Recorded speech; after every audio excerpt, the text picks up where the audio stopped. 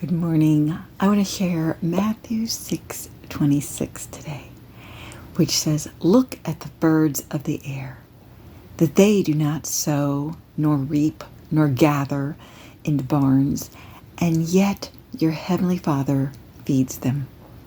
Are you not worth much more than they?" As I read this verse, I was thinking about how God does provide and take care of the birds. It rains to provide them with fresh water. And there are many plants that produce seeds for them to eat.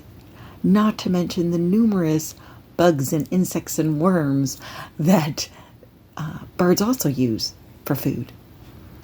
And I even thought of how when it rains, the worms come out of the ground to make it even easier for these birds to eat the worms. And then I realized, God created these birds for our enjoyment. They are beautiful to look at. I love to listen to them sing. It brings me peace and makes me smile.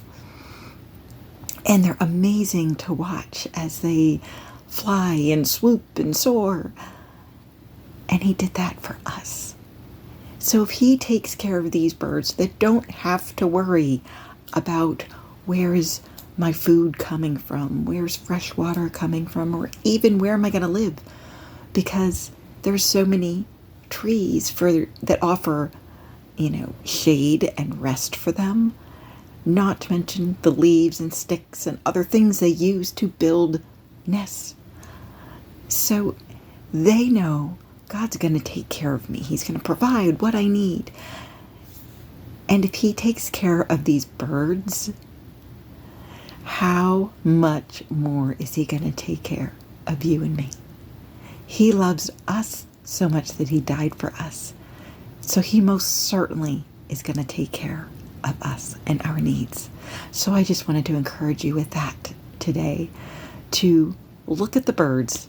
Take time today to look around at a bird and just make it cause you to be thankful. Bring a smile to your face and to thank God that he loves you and he takes care of you even more than that bird. Have a great day.